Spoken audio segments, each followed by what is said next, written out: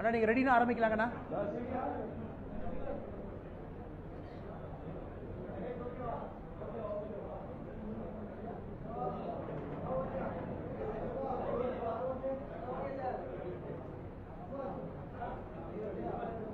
நம்முடைய பாரதிய ஜனதா கட்சியினுடைய அலுவலகத்தில் இன்று நடந்து கொண்டிருக்கக்கூடிய பத்திரிகையாளர் சந்திப்புக்கு வந்திருக்கக்கூடிய எல்லா பத்திரிகை நண்பர்களுக்கும் முதல் நன்றியை தெரிவித்துக் கொள்கின்றோம். ஒரு 2-3 விஷயங்கள் உங்களிடம் பேச வேண்டும் என்பதற்காக இந்த சந்திப்பு நடந்து கொண்டிருக்கிறது. அன்பு சொந்தங்களே, நேற்று தமிழகத்தில் எல்லா நம்முடைய காலை செய்தித்தாளில் முதல் பக்கத்தில் நம்முடைய தமிழகத்தினுடைய முதலமைச்சர் ஒரு பக்க விளம்பரத்தை கொடுத்திருந்தாங்க.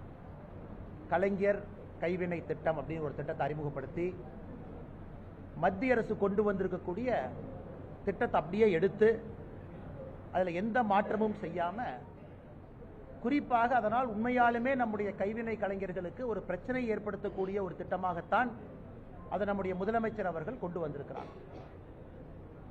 இது பாரத பிரதமர் நரேந்திர மோடியை கொண்டு வந்திருக்கக்கூடிய விஸ்வகர்மா திட்டத்திற்கு நேர் எதிரான ஒரு திட்டம் மட்டுமல்ல, நிச்சயமாக விஸ்வகர்மா சமுதாயத்திற்கும் கைவினை கலைஞர்கள் எல்லோருக்குமே ஒரு பிரச்சனை ஏற்படுத்தக்கூடிய திட்டமாக தமிழக பாரதிய ஜனதா கட்சி இதை பார்க்குது.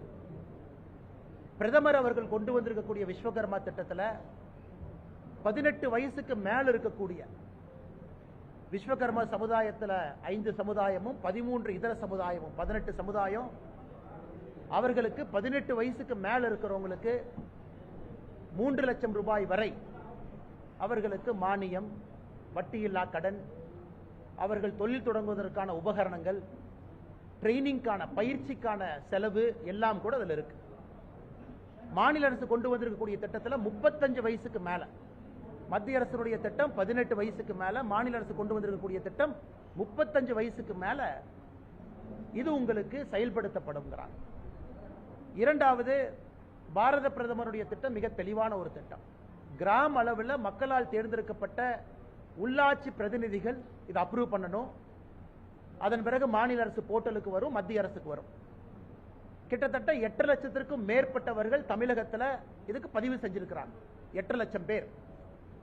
எனக்கு இந்தியா முழுவதுமே அப்ரூவல் பண்ணி பணம் போக ஆரம்பித்த பிறகு தமிழகத்தில் பதிவு செய்திருக்கக்கூடிய 8 லட்சம் சகோதர சகோதரிகளுக்கு ஒருவருக்கு கூட அப்ரூவல் கிடையாது.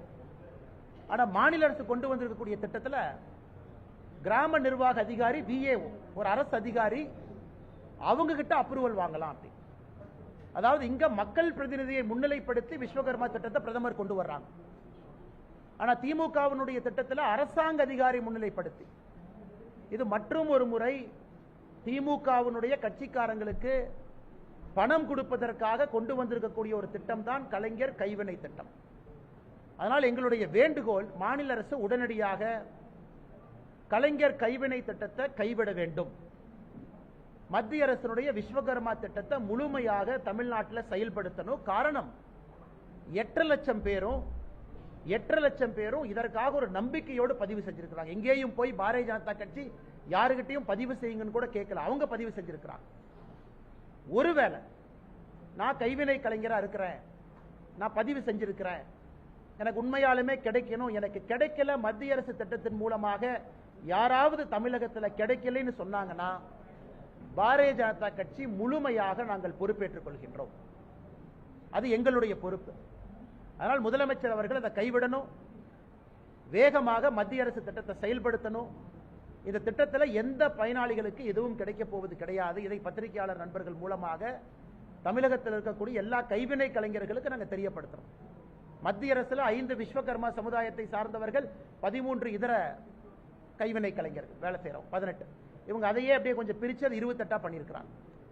அதனால் கட் காப்பி பேஸ்ட், இது நம்ம துரைமுருகன் சொன்ன மாதிரி அந்த டி துரைமுருகன் நான் இல்லை அப்படிம்பாங்க. ஒரு ஹைகோர்ட் அபிடவிட்ல மறு வச்சா டி துரைமுருகன், மறு எடுத்துட்டா நம்ம அண்ணன் துரைமுருகன் அப்படிங்கிற மாதிரி மத்திய அரசு திட்டத்திற்கு ஒரு பொட்டு வச்சு மறு வச்சு கண்ணாடியை போட்டு கலைஞர் கைவினை திட்டமாக மாற்றியிருக்கிறார். இரண்டாவது, நேற்று நம்முடைய மத்திய தணிக்கை ஆணையம், அதனுடைய தணிக்கை அதிகாரி 2021-22 உட்பட்ட 2017-18 2021-22 உட்பட்ட தணிக்கையை மக்கள் மன்றத்தில் பத்திரிகையாளர் சந்திப்பு மூலமா வச்சிருக்கிறாங்க. அதை பார்க்கும் பொழுது நாங்கள் தொடர்ந்து சொல்லுகின்றோம், அது திராவிட முன்னேற்ற கழகத்தினுடைய ஆட்சி முதல் வருட ஆட்சி அதில் இருந்தாலும் கூட மோசமானதெல்லாம் 2வது 3வது 4வது வருஷம், முதல் வருடத்திலிருந்தே அதற்கான குறியீடு நமக்கு தெரியுது. இன்னைக்கு எந்த அளவுக்கு தமிழகம் குறிப்பாக பின்னோக்கி சென்று கொண்டிருக்கிறது என்பது அந்த தணிக்கை ஆணையத்தினுடைய ஆய்வறிக்கையை பார்க்கும் பொழுது நமக்கு தெரியுது. தமிழ்நாட்டில் இருக்கக்கூடிய ஸ்டேட் பப்ளிக் செக்டர் யூனிட், மாநில அரசு சார்ந்திருக்கக்கூடிய நிறுவனங்கள் மொத்தமா 68, அதுல 34 நிறுவனங்கள் மொத்தமாக 1648 கோடி ரூபாய் லாபம் சம்பாதிச்சிருக்கிறாங்க. 30 நிறுவனங்கள் மொத்தமா 22,000 கோடி நஷ்டம் சம்பாதிச்சிருக்கிறாங்க.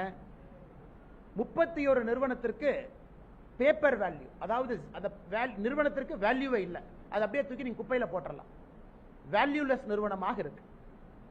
தமிழகத்தை பொறுத்தவரை இங்க இருக்கக்கூடிய தமிழக அரசு சார்ந்த நிறுவனங்கள் எந்த அளவுக்கு இன்னைக்கு அதல பாதாளத்தில் ஒரு கம்யூனிஸ்ட் ஆட்சி நடந்தா எப்படி இருக்குமோ அதுபோல தமிழகத்தினுடைய மாநில அரசு சார்ந்து இருக்கக்கூடிய நிறுவனங்கள் இன்னைக்கு இருக்கிறாங்க. அதை வெட்ட வெளிச்சமா காட்டி இருக்கிறாங்க.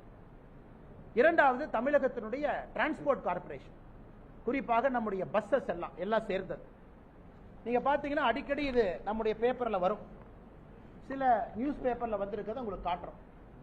அது செய்தித்தாளா இருக்கலாம், நம்முடைய நியூஸ் சேனலா இருக்கலாம், வேறு வேறு அமைச்சர்கள் வேறு வேறு காலகட்டத்தில் சொல்லி இருப்பதை இங்க படம் பிடிச்சு காட்டிருக்கோம். அதாவது நாங்கள் வந்தவுடனே சுற்றுச்சூழலை மேம்படுத்த 500 மின்சார பஸ்கள் அமைச்சர் ராஜகண்ணப்பண்ண, நாங்க 500 எலக்ட்ரிக் பஸ் வாங்குறோம் அமைச்சர் எஸ். சிவசங்கரன் அவர்கள். மாத்தி மாத்தி 2021 ஆட்சிக்கு வந்ததிலிருந்து அவர்கள் கொடுக்கக்கூடிய அறிவிப்பு. ஆனா இன்னைக்கு இந்த ஆய்வறிக்கையை பார்க்கும் பொழுது தமிழகத்தில் மொத்தமாக டிரான்ஸ்போர்ட் கார்பரேஷனுடைய லாஸ் பாத்தீங்கன்னா அது 2021-22 முடியும் பொழுது 21,000 கோடி ரூபாய். அதற்கு இன்னைக்கு லோன் இருக்கு 6,000 கோடியிலிருந்து. எங்கேயும் கூட லாபம் வருவதற்கான சாத்தியமே இல்லை. 22,517 பேருந்துகள் 2021-22 முடியும் பொழுது 20,304 பேருந்துகள், அதாவது 2,000 பேருந்தை குறைச்சிட்டாங்க. அதையெல்லாம் தாண்டி நாங்கள் தொடர்ந்து பேசிக் கொண்டிருக்கக்கூடிய விஷயம், 2022 பாரதிய ஜனதா கட்சி ஆர்ப்பாட்டம் நடத்தணும். டிரான்ஸ்போர்ட் கார்பரேஷன்ல இருந்து பணி ஓய்வு பெற்றிருக்கக்கூடிய அன்பு சகோதர சகோதரிகளுக்கு நீங்க அவங்களுக்கான எந்த ப்ரொவிஷனுமே கொடுக்கலன்னு. அதற்கு இந்த ஆய்வறிக்கையில் நமக்கு உண்மை தெரிஞ்சிருச்சு. அவர்களுடைய கான்ட்ரிபியூட்டரி பென்ஷன் ஃபண்ட் 4,565 கோடி ரூபாய, காம்பன்சேஷன் செஸ் ஃபண்ட் 492 கோடி ரூபாய பேருந்து இயக்குவதற்காக இங்க திருப்பி விட்டுட்டாங்க. பென்ஷனுக்காக வாங்கப்பட்ட பணம் 4,500 கோடி ரூபாய் தினசரி பஸ்ஸை இயக்குவதற்காக திருப்பிட்டாங்க. பென்ஷன் கொடுப்பதற்கான பணம் கூட இல்லை. அது போராட்டம் செய்த பிறகு 2024 கொஞ்சமா கொடுத்திருக்கிறாங்க. சோ டிரான்ஸ்போர்ட் கார்பரேஷனும் ஒரு ஃபெயிலியர் என்பது அங்கிருந்து தெரிஞ்சுக்கிட்டோம். முக்கியமானது நம்முடைய கோவில்கள். தொடர்ந்து தமிழக அரசு செய்யக்கூடிய ஒரு ஏமாற்று வேலை, தமிழகத்தில் இருக்கக்கூடிய எந்த கோவிலும் கூட சிஏஜி ஆடிட், அதற்கு நாங்கள் அந்த டீடைல்ஸ் கொடுக்க மாட்டோம். மெட்ராஸ் ஹைகோர்ட் ஜஸ்டிஸ் மகாதேவன் ஆதிகேசவன் அவங்களுடைய பெஞ்சில் ஜூன் 8ஆம் தேதி 2023 ஒரு தீர்ப்பு கொடுத்திருக்கிறாங்க. தமிழ்நாட்டில் இருக்கக்கூடிய ஹெச்ஆர்என்சி எல்லா கோவில்களும் கூட தணிக்கைக்கு உட்படுத்தப்பட வேண்டும். எப்படி பணம் வருது, எப்படி செலவாதுன்னு மக்கள் பார்க்கணும். அதனால் நீதிமன்றம் கொடுத்த தீர்ப்புக்கு எதிராக தமிழக அரசு ஹெச்ஆர்என்சி டிபார்ட்மெண்ட் சம்பந்தப்பட்ட எந்த கணக்கு வழக்கும் சிஏஜி அமைப்புக்கு கொடுக்கல. இதை வன்மையாக நாங்கள் கண்டிப்பது மட்டுமில்லாம, எதற்காக தமிழகத்தில் ஹெச்ஆர்என்சி அமைப்பு இருக்கக்கூடாது என்பதற்கு இதுவும் ஒரு உதாரணம் என்பது உங்களிடம் சொல்லிக்கொள்ள நாங்கள் கடமைப்பட்டிருக்கின்றோம். 4 லட்சம் ஏக்கருக்கு மேல ஹெச்ஆர்என்சி நிர்வாகத்தில் இருக்கு. 1000 கோவில்கள் இருக்கு, வருமானம் வருது. அதனால் தமிழகத்தில் இருக்கக்கூடிய ஒரு குடிமகனுக்கும் தெரிய வேண்டிய விஷயம், எப்படி பணம் வருது, எப்படி பணம் செலவாது. இதை மாண்புமிகு உயர்நீதிமன்றம் கொடுத்திருக்கக்கூடிய தீர்ப்புக்கு எதிராக தமிழக அரசுடைய நடவடிக்கை இருக்கு. இதற்காக பாரதிய ஜனதா கட்சி மாண்புமிகு நீதிமன்றத்தில், உயர்நீதிமன்றத்தில் contempt of court Bharatiya Janata கட்சி தமிழக அரசின் மீது நாங்கள் ஃபைல் பண்ண போறோம். குறிப்பாக ஹெச்ஆர்என்சியினுடைய ரெக்கார்ட்ஸ் எதுவுமே கொடுக்காம அலக்கழிச்சு அதை ரிப்போர்ட்ல காமிச்சிருக்கிறாங்க. நாங்கள் செக்ரட்டரியை பார்த்தோம், சீஃப் செக்ரட்டரியை 3 முறை முறையிட்டோம், எங்கேயும் கூட எங்களுக்கு எதுவும் கிடைக்கல. அதையெல்லாம் தாண்டி இன்னும் நம்ம பினான்சியெல்லாம் பார்க்கும் பொழுது அதல பாதாளத்தில் தமிழகத்தினுடைய அரசு இயந்திரம் செயல்பட்டு கொண்டிருக்கிறது என்பதை இந்த தணிக்கை உறுதி செஞ்சு. ஏன்னா அடுத்த தணிக்கை வர்றதுக்கு இன்னும் 4 வருஷம் ஆகும். 4 வருஷம் கழித்து இன்னொரு பத்திரிகையாளர் சந்திப்பில் பேசுவதை விட இப்பொழுதே தமிழக அரசு விழித்துக் கொள்ள வேண்டும். சும்மா ஏதோ ஒரு இண்டிகேட்டர் 2 இண்டிகேட்டர் உயர்ந்திருக்குது அப்படிங்கிற திரும்ப திரும்ப பேசுறாங்க. ஒரு இண்டிகேட்டர் நல்லா இருக்குன்னா 99 இண்டிகேட்டர் மோசமா இருக்கு. அதனால் இன்னைக்கு நம்முடைய மீடியா நண்பர்களுக்கும் அன்பான வேண்டுகோள், இந்த சிஏஜி ரிப்போர்ட்டை நீங்க கொஞ்சம் நல்லா அனலைஸ் பண்ணி உங்களுடைய சேனல்ல செக்டார் வைஸா நீங்க போடணும். ஹெல்த் எப்படி இருக்கு, எஜுகேஷன் எப்படி இருக்கு, சோஷியல் செக்டர் எப்படி இருக்கு, ஒரு டிபார்ட்மெண்ட்டும் எப்படி இருக்கு, உயர்ந்திருக்கா தாழ்ந்திருக்கா என்பதையெல்லாம் நீங்கள் உங்களுடைய பத்திரிகை சேனல் மூலமாக, பிரிண்ட் எலக்ட்ரானிக் மீடியா மூலமாக நீங்கள் மக்களுக்கு எடுத்து காட்ட வேண்டும். நாங்கள் உங்களுக்கு சில விஷயங்களை மட்டும் குறிப்புகளை கொடுக்கிறோம், நீங்க அதை டீட்டெயிலா எடுத்துட்டு செல்ல வேண்டும் என்பது எங்களுடைய ஆசை. மூன்றாவது, நாங்கள் அதானிக்கும் திமுக அரசு கான்ட்ராக்ட் கொடுத்திருக்கிறாங்க அப்படிங்கறத தொடர்ந்து பேசுறோம். அதற்கு ஒரு அமைச்சர் என்ன சொல்றார், இல்ல அது அதிமுக ஆட்சியில கொடுத்தாங்க, நாங்க கொடுக்கல. அதற்கு நாங்க சொல்றோம், இல்ல நீங்க ஆட்சிக்கு வந்த பிறகு மறுபடியும் நீங்க கொடுத்திருக்கிறீங்களே, கமுதி சோலார் பவர் பிளான்ட்டுக்கு நீங்க கொடுத்திருக்கிறீங்க. அதனால் முதலமைச்சர் அவர்கள் நேற்று சட்டமன்றத்தில் பேசும் பொழுது எதிர்கட்சிகள் என் மேல அபாண்டமான குற்றச்சாட்டு வைக்கிறாங்க, நான் அதானியை சந்திச்சதே இல்லை அப்படின்னு. எங்கேயும் கூட பாரதிய ஜனதா கட்சி மாண்புமிகு முதலமைச்சர் அவர்கள் அதானியை சந்திச்சாங்கன்னு நாங்க சொல்லல. அதானியை சந்திப்பது குற்றமும் அல்ல. நீங்க அதானிக்கு கான்ட்ராக்ட் கொடுத்திருக்கிறீங்க அப்படிங்கறதா எங்களுடைய கேள்வி முதல்ல இருந்து. ஆனால் இன்று முதலமைச்சர் அவர்களுக்கு நாங்கள் ஒரு கேள்வி கேட்கிறோம். ஏன்னா நீங்க தான் சொன்னீங்க நான் அதானியை சந்திக்கல. நாங்கள் உங்களுடைய மருமகனும் அதானி அவர்களும் சந்திச்சாங்க அப்படிங்கிற குற்றச்சாட்டு வைக்கிறோம். உங்கள் சார்பாக உங்களை சார்ந்திருக்கக்கூடிய ஐஏஎஸ் அதிகாரிகள், பர்சனல் செக்ரட்டரி, பிரைவேட் செக்ரட்டரி, இவர்கள் அதானி நிறுவனத்தை சார்ந்த அதிகாரிகளை சந்திக்கிறாருன்னு சொல்றோம். போன வாரமும் சந்திப்பு நடந்திருக்கு.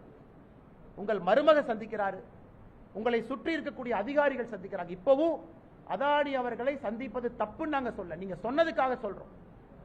ஆனால் உங்களுடைய மருமகன் சந்திக்கிறது நீங்க சந்திக்கிற மாதிரி தானே. உங்க மருமகன் சந்திக்கவே இல்லை நீங்க சட்டமன்றத்தில் நாளைக்கு சொல்லுவீங்களா? சபரீஷன் அவர்கள் இதுவரை அதானி நிறுவனத்தை சார்ந்த யாரையும் ஒரு லீலா பேலஸ் ஹோட்டல்லையோ அவருடைய வீட்டிலேயோ சென்னையில் இன்னொரு இடத்துல சந்திக்கவில்லை என்று சொல்லட்டும், சந்திச்சாரு நாங்க ப்ரூஃப் கொடுக்கிறோம். அதனால் முதலமைச்சர் அவர்கள் இந்த திசை திருப்புற வேலையை விட்டுட்டு பாரதிய ஜனதா கட்சி அதானின்னு அவருடைய எம்பிக்கெல்லாம் அங்க போய் கூக்குரல் இடுறாங்க. நாங்கள் தமிழக பாரதிய ஜனதா கட்சி சொல்வது, நீங்க அதானி கான்ட்ராக்ட் கொடுத்திருக்கிறீங்க, அது நல்ல விதத்துல கொடுத்தீங்களா, நல்ல விதத்துல கொடுக்கலையான்னு மக்கள் மன்றத்தில் வைங்க. அதனால அதானியை சந்திக்கவில்லை என்று மடை மாற்றக்கூடிய முயற்சியை முதலமைச்சர் அவர் கைவிடணும். அவர் சட்டமன்றத்தில் பேசியதற்காக நாளை அவர் கிளாரிஃபை பண்ணட்டும். அவர் சார்பாக மருமகனோ அவரை சார்ந்திருக்கக்கூடிய அதிகாரிகளோ சந்திக்கவில்லை என்று சொல்லட்டும். அடுத்து நாங்க பதில் சொல்றோம், எந்த தேதியில் எங்க சந்திச்சாங்க நாங்க சொல்லட்டும். இந்த 3 விஷயங்கள் உங்களிடம் சொல்ல வேண்டும். இதையெல்லாம் பத்திரிகை நண்பர்கள் நீங்க மக்கள்கிட்ட எடுத்துட்டு போன அதே நேரத்தில் உங்களுக்கு இருக்கக்கூடிய கேள்விகளுக்கு பதில் சொல்வதற்கு நாங்கள் கடமைப்பட்டிருக்கின்றோம். ஆமாங்க.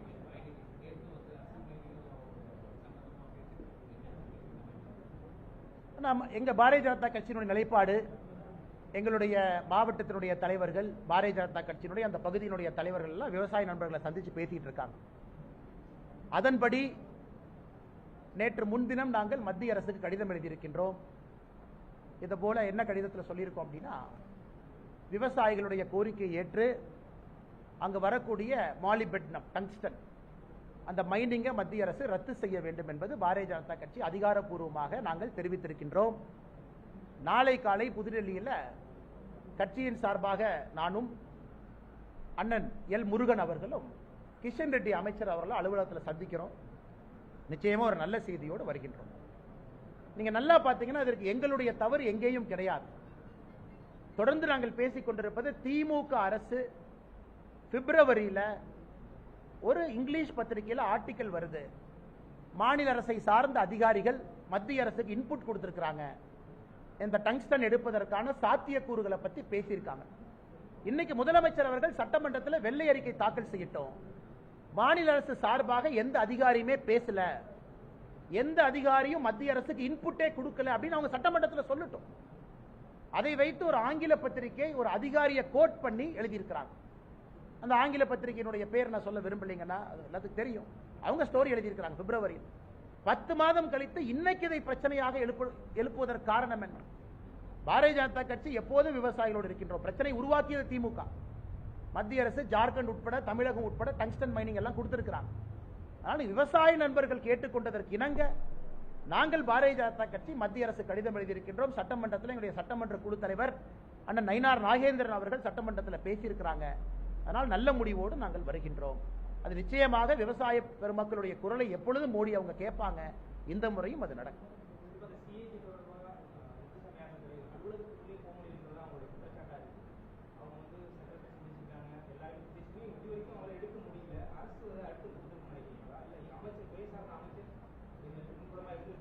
Chief secretary speaks for the government. அண்ணா, ஒரு மாநிலத்தினுடைய தலைமைச் செயலாளர் முதலமைச்சருக்காக அவருடைய நடவடிக்கை எப்பொழுதுமே இருக்கும். தலைமைச் செயலாளருடைய நடவடிக்கை வந்து முதலமைச்சர் நடவடிக்கைக்கு வேறு நம்ம சொல்ல முடியாது. Chief secretary speaks for the chief minister. 2 முறை தலைமைச் செயலாளரை சந்தித்து சிஏஜி முறையிட்டிருக்கிறார். 2 முறையும் கூட தலைமைச் செயலாளர் அதற்கு ஒப்புக்கொள்ளவில்லை என்றால் திமுக ஆட்சிக்கு வந்த பிறகு மாண்புமிகு உயர்நீதிமன்றம் ஜூன் 6, 2023 அவங்க தீர்ப்பு கொடுத்திருக்கிறாங்க. Justice Mahadevan, Justice Adikesavan. அப்படி இருந்து இவர்கள் மதிக்கவில்லை என்றால் எதையோ மறைக்க முயற்சிக்கிறாங்க. அது தெல்ல தெளிவா தெரியுது, வெட்ட வெளிச்சமா தெரியுது. எதையோ மறைக்க முயற்சிக்கிறீங்க. நீங்க ரெண்டல் இன்கம் எங்கிருந்து வருது, யாரு கொடுக்கறாங்க, இதை கண்டுபிடிச்சிருவாங்கன்னா, இல்ல ஆளுங்கட்சிக்காரங்க கையில கோயில் நிலம் இருக்கிறத கண்டுபிடிச்சிருவாங்களா, இல்ல ஆளுங்கட்சிக்காரங்க ₹1 வாடகை கொடுக்கறத கண்டுபிடிச்சிருவாங்களா? அதனால் எதை மறைப்பதற்காக முதலமைச்சர் நேர்மையாக இருந்தால், அரசு நேர்மையா இருந்தா தணிக்கை பண்ணிட்டு வெள்ளை அறிக்கை கொடுக்கலாமே. பாருங்க, நல்லபடியா கோயில் நடத்துறோம். இந்த பாஜக சும்மா சொல்றாங்க. நல்லபடியாக கோயில் நடத்தி இருந்தால் எதற்காக நீங்கள் அதை மூடி நாங்க தணிக்கைக்கே வரமாட்டேன்னு சொல்லணும். 2 முறை அந்த துறையினுடைய உயர் அதிகாரி செயலாளரை பார்க்கறாங்க, 2 முறை தலைமைச் செயலாளரை பார்க்கறாங்க.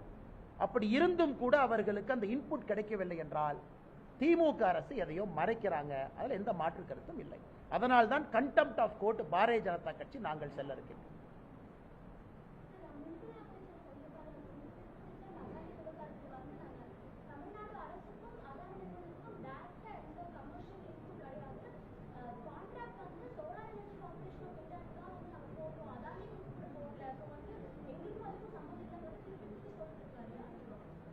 மேடம், நீங்க அதானியினுடைய அவங்களுடைய ஆனுவல் ரிப்போர்ட் எடுத்து பார்த்தீங்கன்னா அதுல இருந்து 2 பேரா கோட் பண்ணி நம்முடைய அறிக்கை நம்பர் 2 அந்த 2 பேராவை நாங்கள் அட்டாச் பண்ணியிருக்கோம் மேடம்.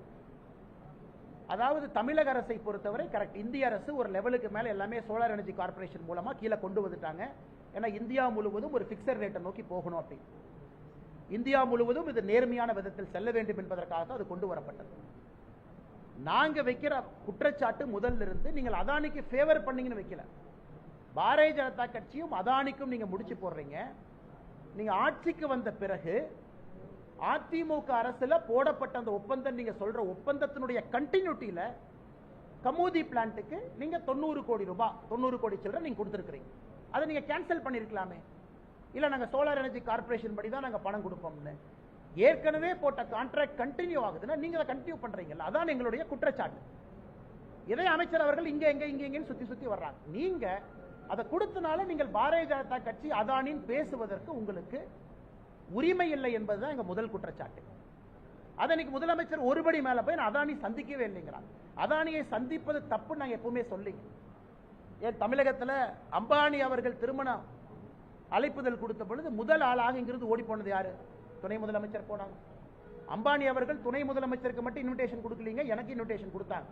பாரதிய ஜனதா கட்சி மாநில தலைவருக்கும் வீட்டுக்கு வந்து அம்பானி நிறுவனத்தினுடைய உயரதிகாரிகள் இன்விடேஷன் கொடுத்துட்டு தான் போனாங்க.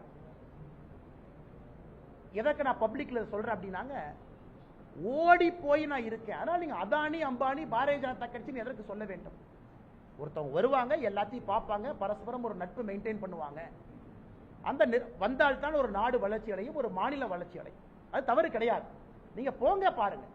நாங்கள் சொல்வது பாராளுமன்றத்தில் எதற்காக நீங்க டி ஷர்ட்டை போட்டுட்டு அதானி பிஜேபி ஏகே, அதானி மோடி ஏகேன்னு எதற்கு கனிமொழி அவர்கள் அங்க ஆர்ப்பாட்டம் நடத்தணும்? நீங்க தமிழகத்தில் எல்லா கான்ட்ராக்டையும் கேன்சல் பண்ணிருங்க, பண்ணிட்டு நீங்க பேசுங்க. உங்க குற்றச்சாட்டுக்கு நாங்க பதில் சொல்றோம். நாங்கள் முதல்ல இருந்து சொல்வது உங்களுடைய இரட்டை வேடத்தை தான் முதல்ல இருந்து சொல்லுகின்றோமோ தவிர வேற எதையும் நாங்கள் சொல்லவில்லை.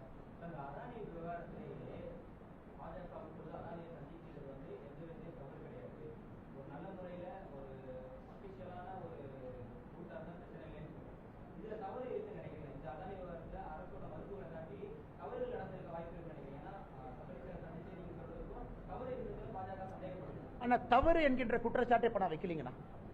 ஏன்னா நம்முடைய அறிக்கை மிக தெளிவாக இருக்கிறது. பாராளுமன்றத்தில் திமுக எம்பிக்கள் அங்கே பங்கேற்று அதானி மோடிஜி ஏன் நீங்க சொல்றீங்க, எந்த ஆதாரத்தில் சொல்றீங்கிறது முதல் கேள்வி. இரண்டாவது கேள்வி, அப்ப எங்களுக்கும் அதானி நிறுவனத்திற்கும் தமிழக அரசுக்கும் தொடர்பு இல்லையா அப்படிங்கறத மக்கள்கிட்ட தெளிவுபடுத்து. நாளைக்கு அதானி வந்து தமிழகத்துக்கு நான் 1 லட்சம் கோடி இன்வெஸ்ட் பண்றேன்னா யாராக இருந்தாலும் சிவப்பு கம்பளத்தை போட்டு வரவேற்கலாம். காரணம் தொழில் வருது, வேலை வாய்ப்பு வருது, மக்களுக்கு வேலை கிடைக்குது. நாங்கள் குற்றச்சாட்டு இதுவரை வைக்கலீங்கன்னா, நாங்கள் சொல்வது இல்லைன்னு நீங்க ஒத்துக்க. இல்லை இருக்கு, நீங்க அதானி கொடுத்திருக்கீங்க. அப்படி இருக்கும் பொழுது பாரதிய ஜனதா கட்சி ஆளுகின்ற மாநிலத்தில் அதானி கொடுத்திருக்கிறாங்க, அதனால ஃபேவர் பண்றாங்க நீங்க சொல்ற குற்றச்சாட்டுல எந்த உண்மை இருக்கிறது என்பதுதான் எங்களுடைய தொடர் கேள்வி. ஏன்னா முதலமைச்சர் அவர்கள் நான் அதானி சந்திக்கல அப்படிங்கிறாங்க. நாங்கள் எங்கேயுமே முதலமைச்சர் அவர்கள் அதானியை சந்திச்சாங்க சந்திக்கலின்னு சொல்லவே இல்லை. முதலமைச்சரே வாலண்டியரா வந்து நான் அதானியை சந்திக்கவில்லை என்று நீங்க சொல்றனால, அப்ப உங்களை பொறுத்தவரை அதானியை சந்திக்கிறத தப்பு நீங்களே சட்டமன்றத்தில் உங்களுடைய உள்மனது சொல்லும் பொழுது உங்கள் சார்பாக யாராவது சந்திச்சிருந்தா தப்பு தானே. ஏன்னா நீங்க நான் சந்திக்கலின்னு சொல்றீங்க. அதனால் முதலமைச்சருக்கு நாங்கள் வைக்கக்கூடிய கேள்வி, நீங்க சந்திக்கலின்னு சொல்றனால உங்க மருமகன் சந்திக்கலின்னு நீங்க சொல்றீங்களா? மறுபடியும் சொல்றாங்க, நான் சந்திப்பது தவறு கிடையாது. நாளைக்கு அதானி 1 லட்சம் கோடி கொடுக்கறேன்னா சந்திச்சு தான் ஆகணும். மாநிலத்தில் வாங்க பணம் கொடுங்க. நீங்களே வாலண்டியரா ஏன் சந்திக்கலீங்க? அப்ப நான் அதானி வேற நான் வேற நீங்க சொல்லும் பொழுது உங்க குடும்பத்தில் யாருமே சந்திக்கலையாங்கிறதா எங்களுடைய கேள்விங்க. 100% சந்திச்சிருக்காங்க. நான் ரூம் நம்பரோட நான் சொல்றேங்கண்ணா, முதலமைச்சர் சட்டமன்றத்தில் இல்லைன்னு சொல்லட்டுங்க. முதலமைச்சருடைய அவரை சுற்றி இருக்கக்கூடிய IAS அதிகாரிகள், பிரைவேட் செக்ரட்டரி, பர்சனல் செக்ரட்டரி, அவங்க அதானியினுடைய அதிகாரிகள் ரெகுலரா சந்திக்கிறாங்க. ஏன்னா அவங்க முதலமைச்சருக்காக பேசுறாங்க. சந்திப்பு நடக்குது, இந்த வாரமும் நடக்குது. என்னங்கண்ணா, அதான் நான் சொல்றேங்கண்ணா, சட்டமன்றத்தில் இது சொல்வதற்கான காரணம் என்னன்னு கேட்கிறேன். நான் அதானி சந்திக்கவே இல்லை. அப்ப அதானியை சந்திப்பது ஒரு குற்றம், அதனால நான் சந்திக்கல நீங்க சொன்னா மருமகன் சந்திக்கலையா? அதையே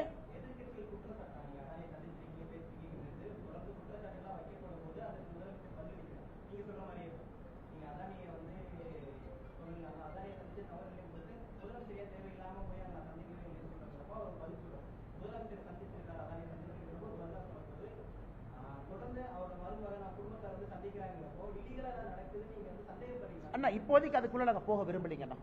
அதுக்குள்ள நாங்க போகல. முதலமைச்சரையா வாலண்டியரா வந்து நான் சந்திக்கலனா அமெரிக்காவில் ஒரு கோர்ட்ல அங்க இருக்கக்கூடிய அரசு நிறுவனம் ஒரு சார்ஜ் ஃபைல் பண்ணியிருக்காங்க. குறிப்பாக தமிழகம் முதல்ல குறிப்பிட்டிருக்காங்க. அதுல தமிழகத்தினுடைய மின்சார கொள்முதலை குறிப்பிட்டிருக்கிறாங்க. இங்க நடந்திருக்குன்னு சொல்றாங்க. பாரதிய ஜனதா கட்சியினுடைய தொடர் குற்றச்சாட்டு, உங்களுக்கு அது ஜூரிஸ்டிக்ஷன் இல்லைங்கிறது நம்ம குற்றச்சாட்டு. அமெரிக்காவிலிருந்து நீயே எங்களுக்கு சொல்றேன், அது உங்க ஜூரிஸ்டிக்ஷனே கிடையாது. எங்க நாட்டில் பிரச்சனை இருந்தால் நாங்கள் அதை பார்த்துக்கிறோம். யாரு வேணாலும் ஒரு மெட்ராஸ் ஹைகோர்ட்ல கம்ப்ளைண்ட் கொடுக்கட்டும், தமிழ்நாட்டில் டிவிஎஸ்சியில் போய் கம்ப்ளைண்ட் கொடுக்கட்டும், நாங்க விசாரிக்கிறோம். அதுதான் நம்மளுடைய அந்த குற்றச்சாட்டு. முதலமைச்சர் வாலண்டியரா வந்து இல்லை இல்லை இல்லைன்னு சொல்றதுதான் நீங்க கேட்பது போல் சந்தேகம் எழுதா அப்படின்னு கேட்கிறீங்க. நான் முதலமைச்சருக்கு சொல்றது, நீங்க சட்டமன்றத்தில் மக்கள் மன்றத்தில் நான் சந்திக்கலன்னு நீங்க சொல்றீங்க. உங்க மருமகன் சந்திச்சிருந்தா அப்ப நீங்க குற்றத்தை ஒப்புக்கிட்டீங்க. ஏன்னா நீங்க தான் அதை மறைக்க பாக்குறீங்க. நான் அந்த குற்றங்கிற பாயிண்ட்டுக்கே போலீங்கன்னா, ஏன்னா தொடர்ந்து DIPR ஸ்டேட்மெண்ட் இஷ்யூ பண்றாங்க. நாங்க எந்த கான்ட்ராக்ட் கொடுக்கல, கான்ட்ராக்ட் கொடுத்திருக்கீங்க. அப்படி இருக்கும் பொழுது பாரதிய ஜனதா கட்சியும் அதானியும் உங்களுடைய எம்பிக்கள் பாராளுமன்றத்தில் எதற்காக சம்பந்தப்படுத்தி அமளி துளியிலே ஈடுபடுகின்றார்கள் என்பதுதான் எங்களுடைய குற்றச்சாட்டு.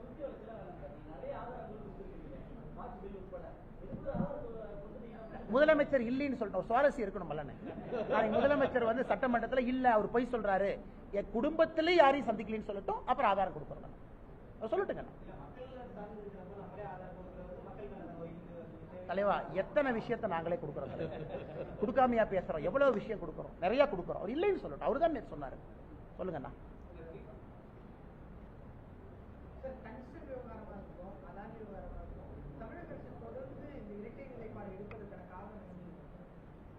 ஒன்று தமிழக அரசு புரிந்து கொள்ள வேண்டுங்கன்னா, இன்னைக்கு நம்முடைய இந்திய அரசு வளர்ச்சி பாதையில செல்ல வேண்டும்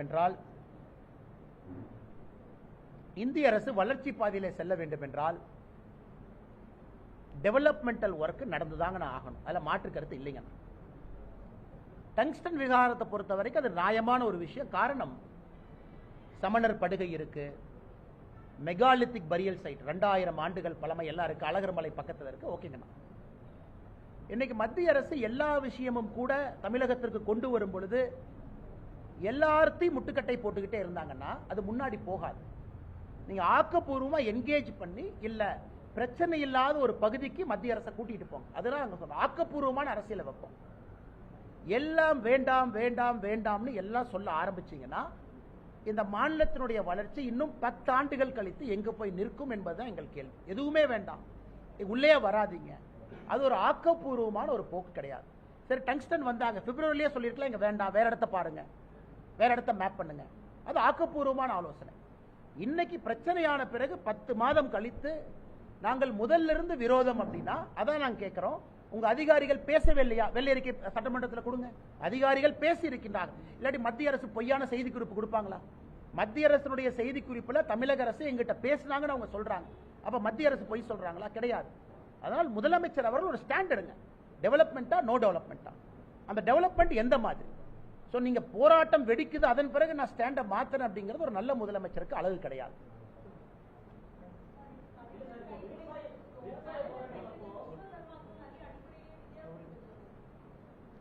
மேடம், அடிப்படையில்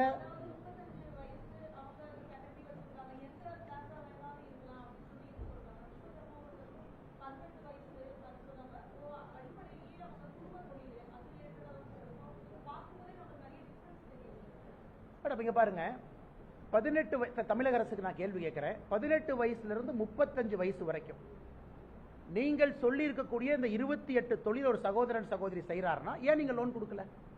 தமிழக அரசுக்கு நான் வைக்கக்கூடிய கேள்வி, இல்ல 35 வயசுக்கு மேலதான் நான் லோன் கொடுப்பேன், இதே மத்திய அரசு 18 வயசுக்கு மேல கொடுக்குறாங்க, ஏன் நீங்க கொடுக்கல? சரி, நான் இந்த குலத்தொழில் குற்றச்சாட்டு சொல்றேன், அப்ப 18 வயசு நீங்க வச்சிருக்கலாமே. அவங்களுக்கு தெரியும் கேட்ச்மெண்ட் ஏரியாவே ரொம்ப குறைவான பேர் தான் அப்ளை பண்ணுவாங்க. இதுல 8,52,000 பேர் அப்ளை பண்ணிருக்காங்கன்னா அது ஒரு 3 லட்சம் 4 லட்சம் தான் பண்ணுவாங்க.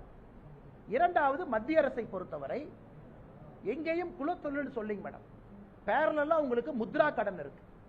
முத்ரா கடன் யாருக்கும் மத்திய அரசு இல்லை என்று இதுவரை சொல்லவே இல்லை. இந்தியாவில் முத்ரா கடன் திட்டத்தில் அதிக பயனாளிகள் தமிழ்நாடு இருக்காங்க. இந்த 8 லட்சம் பேர் இதுல பயன்படுத்தும். இதுல யாராச்சும் இல்லாம இருந்தாங்கன்னா முத்ரா கடன் திட்டம் இருக்கு, அதுல பயன்படுத்தும்.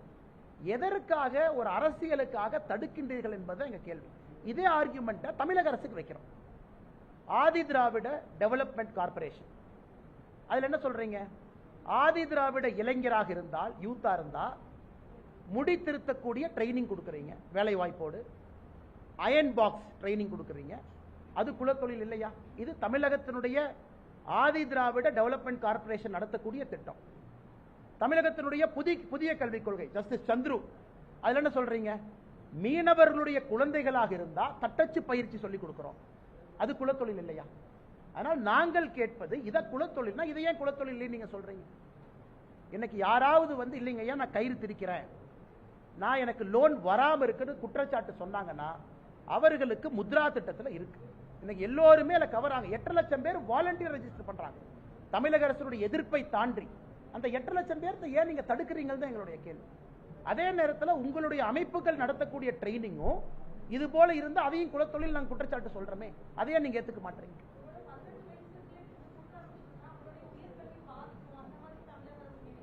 மேடம் 18 சரி 25 வயசுல ஒருத்தர் கயிறு தெரிக்கக்கூடிய தொழில் பண்றாங்க, 30 வயசுல பண்றாருன்னு வச்சுக்கலாங்க, என்ன உயர்கல்வி பாதிக்கும் மேடம்? அவங்க தொழில் பண்றாங்க, அவங்க தொழிலை விஸ்தாரப்படுத்துவதற்கு பணம் வேண்டும், அதை எப்படி அவங்க தடுக்கலாம்? யாருமே சொல்லியே. சரி, அவங்க உயர்கல்வி பாதிக்கும்னா ஒண்ணு இல்லைங்க, வாங்கிருங்க, கட்டிருங்க, உயர்கல்வி போறப்ப உயர்கல்விக்கு போங்க. இந்த கடன் வாங்குவதால் உயர்கல்விக்கு செல்லக்கூடாதுன்னு மத்திய அரசு எங்கேயும் சொல்லலீங்களே. இவர்களா ஏன் அசம்ஷன் பண்ணிக்கிறாங்க, இவர்களா எதுக்கு அரசியல் பண்றாங்க அப்படிங்கறத எங்களுடைய கேள்வி.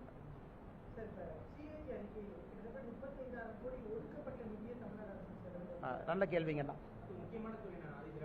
அதுல குறிப்பா பாருங்கன்னா 1000 கோடி ரூபாய் தொடர்ந்து நாம் வைக்கக்கூடிய குற்றச்சாட்டு, குறிப்பாக திமுக அரசுடைய முதல் ஆண்டுல எஸ்சி எஸ்டி சப் பிளான்ல பட்டியலின சகோதர சகோதரிகள், பழங்குடியின சகோதர சகோதரிகளுக்கு வந்திருக்கக்கூடிய பணத்தை 1000 கோடி ரூபாயை திருப்பி அனுப்பியிருக்காங்க, செலவே செய்யாம மத்திய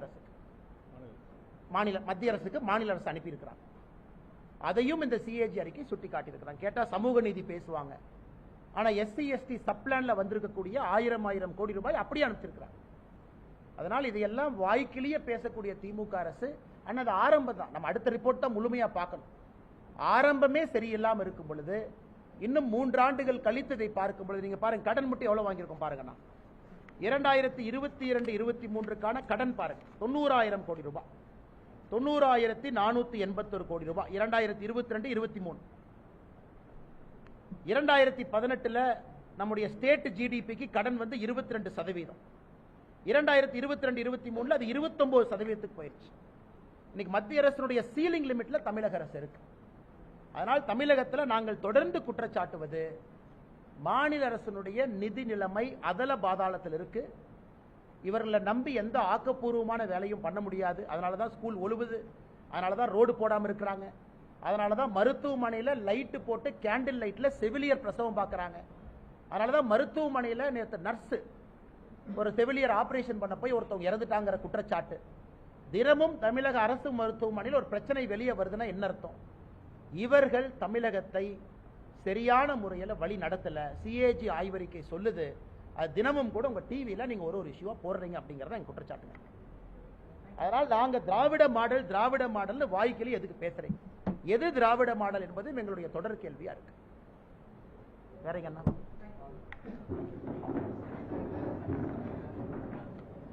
சார்?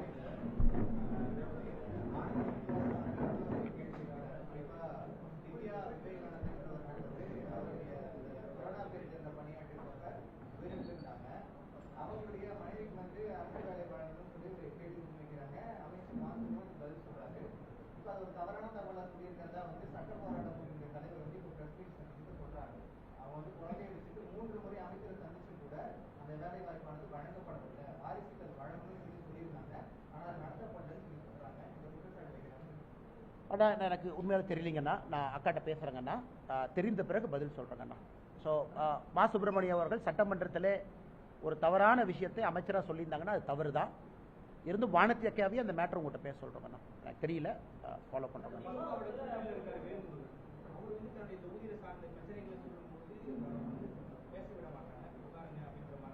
இது அட்லீஸ்ட் பத்திரிகை நண்பர்கள் நீங்கள் லைவா பார்க்குறீங்க, நாங்கள் டிவியில எல்லாம் பார்க்குறோம். நீங்கள் எல்லாம் கட் பண்ணி சிஎம்மோட வெள்ளை கலர் சட்டையும் உதயநிதி ஸ்டாலின் அவர் டிஷர்ட்ல இருக்கக்கூடிய உதயசூரியன் இதை தான் மாற்றி காட்டுறாங்க. அதனால தான் நீங்கள் கேட்கக்கூடிய நிறைய கேள்விக்கு எங்களால் பதில் சொல்ல முடியவில்லை. காரணம், லைவா என்ன நடக்குதுன்னே நாங்கள் பார்க்கலீங்கண்ணா. அதான் உண்மை. எங்களுக்கு தெரியறதில்ல, பத்திரிகை நண்பர்கள் நீங்கள் பார்க்குறீங்க. ஆனால் இன்றைக்கு திமுக அரசை பொறுத்தவரை அந்த சட்டமன்றத்தினுடைய அவங்களே தேர்தல் அறிக்கையில் கொடுத்திருந்தாங்க, லைவ் ப்ரொசீடிங்கை காட்டுறோம் அப்படின்னு. இன்னைக்கு டிஐபிஆர், உதாரணத்துக்கு டிஐபிஆர் அமைப்பு காலையில் ஒரு ட்வீட் போடுறாங்க, வைக்கம் சத்தியகிரகத்துக்கு முதலமைச்சர் போறாங்க. அந்த ட்வீட்ல இந்தியா மேப்பையே தப்பா போடுறாங்க. பாதி காஷ்மீரில் லடாக்கெல்லாம் எங்கேயோ போயிடுச்சு, அது பாகிஸ்தான் பகுதியில் கொஞ்சம் சுத்திக்கிட்டு இருக்கு. அது பார்த்தீங்கன்னா காஷ்மீர் ஒரு காக்கா சாப்பிட்ட வட மாதிரி இருக்குது. அதுக்கு நாங்கள் ஒரு பதில் போடுறோம், என்னையா ஒரு இந்தியா மேப்பையே தப்பா போடுறீங்க மாநில அரசு சார்பானா அந்த ட்வீட்டை டெலீட் பண்ணிட்டு எஸ்கேப் ஆயிட்டாங்க. எனக்கு இதுதான் தமிழக அரசினுடைய டிஐபிஆர் லட்சணம். இன்னைக்கு காலையில் நாங்கள் போட்டோம், ஒரு இந்தியன் மேப்பை தப்பா போடுறீங்களே. இன்னைக்கு டிஐபிஆர் முழு வேலையே உதயநிதி ஸ்டாலின் அவர்கள் அந்த வெள்ளத்தில் நடந்து போகும்போது இந்த ராஜா கை தட்டு அந்த காலை காட்டுற மாதிரி காட்டுறாங்க. அதனால் டிஐபிஆர் தன்னை திருத்திக் கொள்ள வேண்டும், எல்லா செய்திகளும் வெளியே கொண்டு வர வேண்டும். சட்டமன்றத்தில் நடக்கக்கூடிய செய்திகள் எதுவும் எங்களுக்கு வர்றது கிடையாது. கேள்வியை காட்ட மாட்டீங்க, பதில ஒரு கோணத்தில் காட்டுறீங்க. கேள்வி உங்களுக்கு தர்ம சங்கடமா இருந்தால் ஏதாச்சும் ஒரு மெம்பரை காட்டுறீங்க, அல்லது உதயநிதி ஸ்டாலினை திரும்ப போய் காட்டுறீங்க. அதனால் இது மிக மிக தவறான போக்கு. காரணம், உங்களுடைய கேள்விகளுக்கே நாங்கள் தடுமாறிட்டு இருக்கோம், சட்டப்பேரவை கேள்விகளுக்கு. காரணம், எங்களுக்கு கேள்வியே தெரியாதுன்னா என்ன கேள்வி கேட்டாங்க, அதான் உண்மை.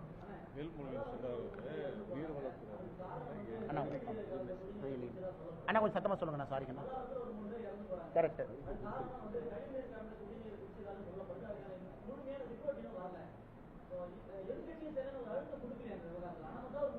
அண்ணா அண்ணா நம்ம கட்சியினுடைய தலைவர் அக்கா தமிழிசை சவுந்தரராஜன் அவர்கள் உடனடியாக அந்த இடத்துக்கு போய் மக்களை எல்லாம் சந்திச்சு மக்கள்கிட்ட பேசி பத்திரிகை நண்பர்கள் அழைத்து சென்று காட்டினாங்க. அது உங்களுக்கு தெரியுங்கண்ணா. ரெண்டாவது, இன்னைக்கு பாரதிய ஜனதா கட்சி சார்பாக அன்னைக்கே நாங்க குடிநீரை கலெக்ட் பண்ணி அந்த சாம்பிளை டெஸ்டிங் அனுப்பியிருக்கோம். நாங்க டெஸ்டிங் ரிப்போர்ட் கொடுக்கும் பொழுதுங்கன்னா அது எந்த ரிப்போர்ட் வருதோ உங்களுக்கு கொடுக்குறோம். நாங்க கலெக்ட் பண்ண வீடியோ ஆதாரத்தோடு கொடுக்குறோம். இல்லாட்டி அவங்க என்ன சொல்லுவாங்க, அவங்க கலந்துட்டாங்க. கலெக்ட் பண்ணி அவங்க முகத்துக்கு முன்னாடி அங்கேயே சீல் பண்ணி எடுத்துட்டு போயிருக்கோம். நாங்க கலெக்ட் பண்ணிருக்கக்கூடிய வாட்டர் சாம்பிளுடைய ரிசல்ட்டுக்காக நாங்க உண்மையால வெயிட் பண்ணிட்டு இருக்கோம். அது நாங்க அன்னைக்கே எடுத்தோம், ப்ரூஃப் எங்கிட்ட இருக்குங்கன்னா சாம்பிள் ரிப்போர்ட் கொடுக்கும்போது அந்த வீடியோவும் கொடுக்குறோம். அதனால் பாரதிய ஜனதா கட்சி இதை கம்பீரமா எடுத்திருக்கோம். மூத்த தலைவர் முன்னாள் ஆளுநர் அக்கா தமிழிசை அவர்களே உடனடியாக ஸ்பாட்டுக்கு பத்திரிகை அழைச்சிட்டு போயிருக்கிறாங்க. அதனால் இன்னைக்கு போய் அந்த அதிகாரி ஒருத்தர் பாட்டில் எடுத்து குடிச்சாரு, கேட்டா ஒன்றும் இல்லை அப்படிங்கிறாரு, நான் நல்லா இருக்கேங்கிறாங்க. ஆனால் அது ஒரு ஆர்கியூமெண்ட்டே கிடையாதுங்கண்ணா. எங்களை பொறுத்தவரை ஆரம்ப கட்ட விசாரணையில் அது கழிவு நீர் கலந்த தண்ணி தான், அதான் ஆரம்ப கட்ட விசாரணை. நாங்கள் இதை ஆக்ரோஷமாக எடுப்பதற்கு ஒரு விஞ்ஞான ரீதியிலான அறிக்கை காத்திருக்கோம். வந்த பிறகு உங்கள்கிட்ட பேசுறேன். நன்றிங்கண்ணா.